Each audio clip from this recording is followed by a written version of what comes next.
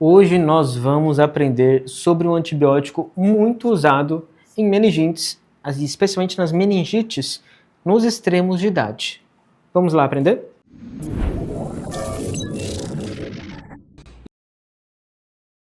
Então vem aqui comigo, olha só.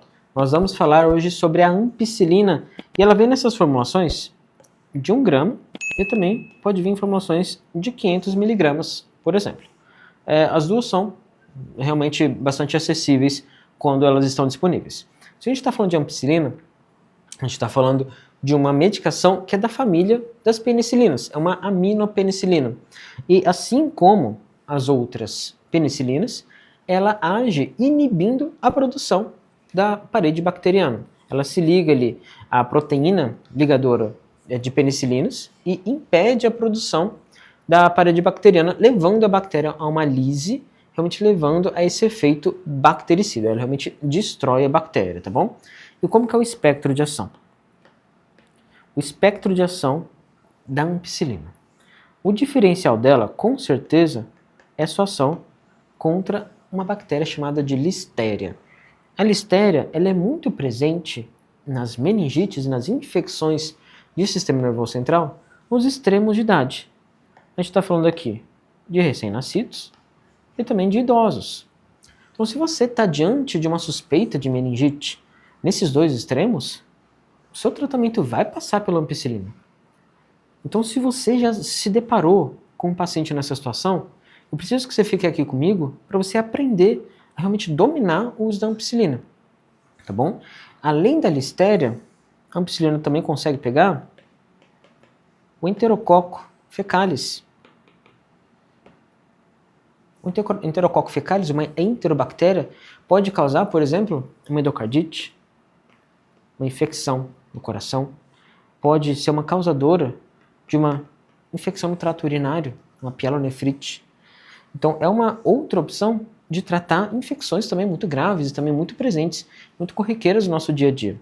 Ela, eventualmente, também pode ser usada para tratar estrepto, mas a resistência tem sido frequentemente maior, tá bom? A gente fala de estrepto, Streptogalacti, Piógenes, até Streptopneumoniae, mas também cada vez mais resistente, tá bom?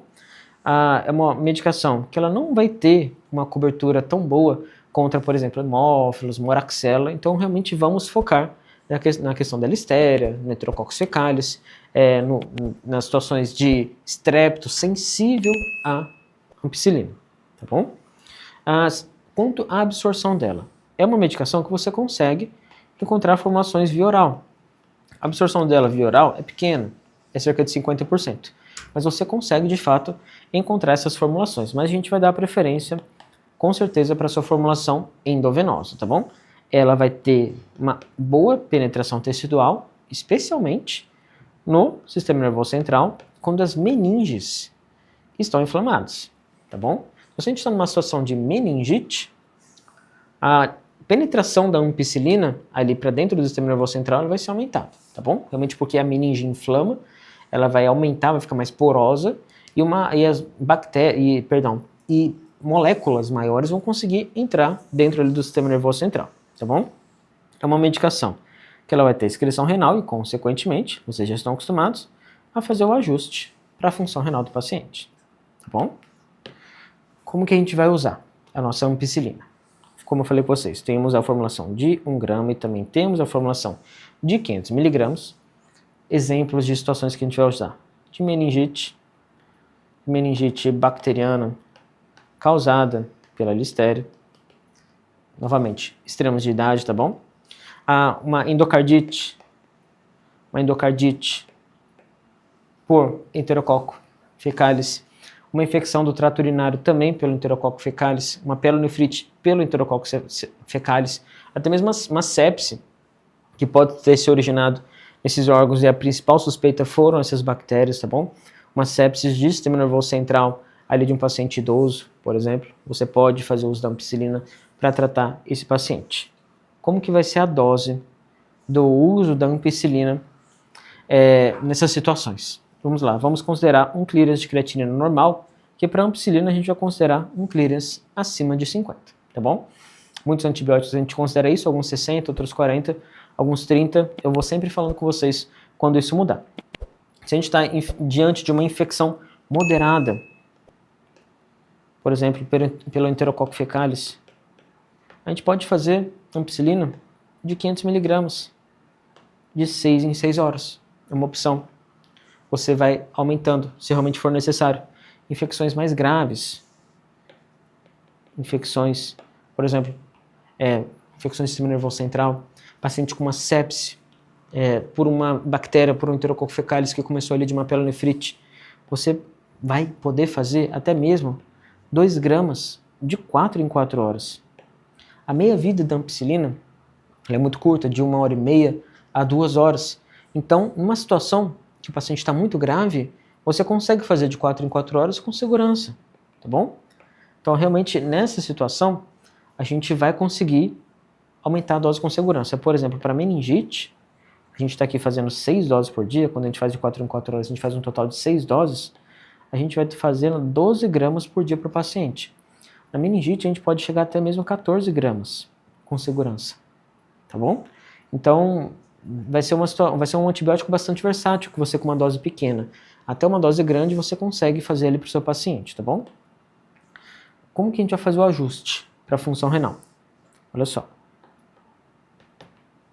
O ajuste para a função renal, no caso da ampicilina, vamos começar ali numa faixa de um clearance de creatina de 50 a 30, e de 50 a 30 a gente vai fazer essa dose habitual, você estaria habituado fazendo para o seu paciente, vai depender com certeza ali da doença, se está fazendo de 500 miligramas, de 1 grama ou de 2 gramas, você vai reduzir o tempo entre as doses para 6 em 6, tá? Assim, de 4 em 4, ou de 8 em 8 horas, tá bom? Se, por exemplo, um paciente começou durante o tratamento, teve pior da função renal, você só vai espaçar mais o tempo entre as doses. Se o paciente ele já está com clearance de creatinina menor do que 30 e até 10, por exemplo, você vai reduzir sua dose para de 8 em 8 horas, ou até mesmo em algumas situações de 12 em 12 horas. Se o paciente tem um clearance de creatinina menor do que 10, essa dose que estava de 8 em 8 pode ser de 12 em 12, ou até mesmo uma vez ao dia, tá bom? E se é um paciente em hemodiálise, lembrar-se da dose após a hemodiálise. Combinado? Quando a gente está diante de um paciente, agora vamos pensar nas populações especiais, aquelas situações que pouco se fala, por exemplo, você às vezes nem sabe que precisa fazer ajuste de dose em alguns pacientes com insuficiência hepática. Não é o caso da ampicilina. Se o paciente tem algum tipo de alteração hepática, a dose vai permanecer a mesma, não vai ter necessidade de ajuste, tá bom? Nas gestantes, a ampicilina é uma medicação segura, categoria B, e ela é usada com segurança, amplamente usada na gestação, especialmente em infecções do trato urinário baixas, até mesmo cistite não complicada quando tem sensibilidade, tá bom? Na lactação, também é uma medicação que é liberada com segurança. Nos idosos, a gente vai precisar ficar atento por conta da necessidade de ajuste para a função renal, para a gente evitar efeitos colaterais, e nos recém-nascidos, ficar só atento à dose específica para a situação do recém-nascido, tá bom? Vamos realmente abordar, especialmente a situação dos adultos aqui, porque o recém-nascido ele vai ter uma situação de imaturidade renal ali, que vai ter uma dose específica para eles, tá bom? Como a gente vai preparar a ampicilina? Olha só. Novamente, temos esses frascos de 500 miligramas e o frasco de 1 grama. Vem um pozinho dentro do frasco, então vai precisar reconstituir essa medicação com água destilada. Já fazer a reconstituição com água destilada. E vamos fazer a reconstituição, por exemplo, de 500 miligramas. Vamos reconstituir com 1,8 ml, é bem específico, mas realmente na questão da ampicilina vai precisar ser dessa forma, 1,8 ml. E o frasco de 1 grama a gente vai reconstituir com 3,5 ml, tá bom? Isso é importante até conferir na bula do fabricante, porque em algumas situações o frasco de 1 grama pode chegar até mesmo 7 ml mais ou menos. a necessidade de reconstituição da ampicilina. Então, ficar atento só a isso. Depois que for feita a reconstituição, a gente vai fazer a diluição da medicação, e aqui é o que a gente já está habituado, não vai ter muito segredo, soro fisiológico 0,9% 100 ml. Tá? Isso aqui é seguro para o paciente. Se a gente está fazendo uma dose menor do que 2 gramas, a gente vai ter que infundir em pelo menos 30 minutos, tá bom? Se a gente está fazendo uma dose que é maior ou igual a 2 gramas, então a gente está falando talvez naquela situação de meningite, a infusão vai ser em pelo menos 1 hora. 60 minutos é o mínimo, tá bom? Lembrar disso porque isso realmente vai fazer diferença em questões de efeitos colaterais para o seu paciente. E quais são esses efeitos colaterais? Os efeitos colaterais especiais da ampicilina, a gente sempre vai ter que falar reações de hipersensibilidade, rash cutâneo. Vai ter essa possibilidade e ela é muito incidente, especialmente em pacientes com mononucleose infecciosa. Cerca de 90% dos pacientes com mononucleose infecciosa vão poder desenvolver o rash após o uso da ampicilina. Efeitos gastrointestinais, como a gente já está habituado, náusea, vômito, diarreia, é importante avisar o seu paciente que ele pode eventualmente ter até mesmo infecções pelo Clostridium difficile, uma colite pseudomembranosa, isso pode acontecer. Pacientes, necessidade de alterações hepáticas, pode acontecer alterações hepáticas com aumento das transaminases, pode acontecer alterações hematológicas no uso prolongado, o paciente pode chegar a ter anemia, o paciente pode chegar a ter leucopenia, pode chegar a ter neutropenia, mas isso realmente no uso mais prolongado, tá bom?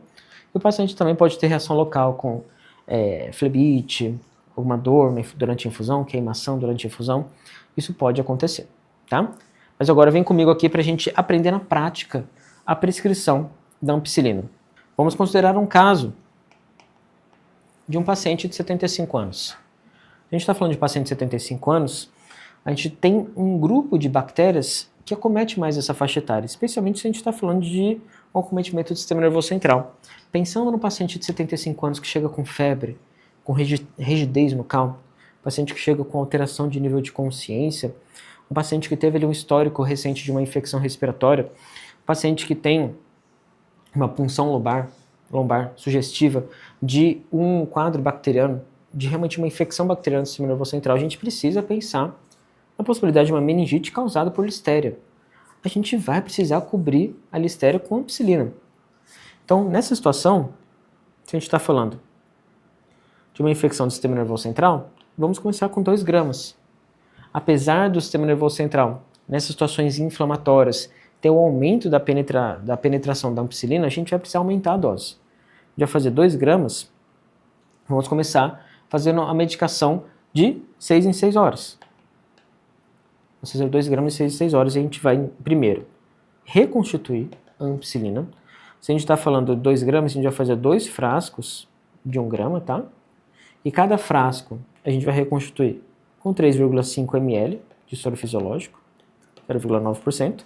E após a reconstituição de cada frasco, nós vamos diluir os 2 frascos em 100 ml de soro fisiológico, 0,9%. E como nós estamos fazendo uma dose de 2 gramas, lembra, maior ou igual a 2 gramas, nós vamos infundir em 60 minutos, tá bom? Nesse caso, poderia associar também o tratamento com ceftriaxone, né? Ceftriaxone 2 gramas de 12 em 12 horas e dexametasona também. Nesse contexto de meningite mais grave, é importante fazer o tratamento completo para o seu paciente, tá bom?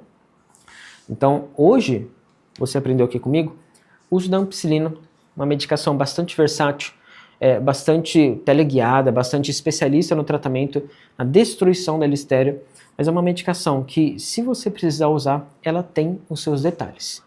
Se você conhece alguém que está precisando aprender a usar melhor os antibióticos, a usar melhor as medicações no ambiente do pronto-socorro, manda esses vídeos lá para ele, essa série de vídeos que a gente está discutindo aqui no canal. Se inscreve aqui para você não perder mais nenhum dos nossos vídeos. Deixa seu curtir, deixa seu comentário aqui com as suas sugestões, com as suas dúvidas, que a gente está de olho em tudo que vocês colocam aqui, tá bom? A gente se vê no próximo vídeo. Até mais!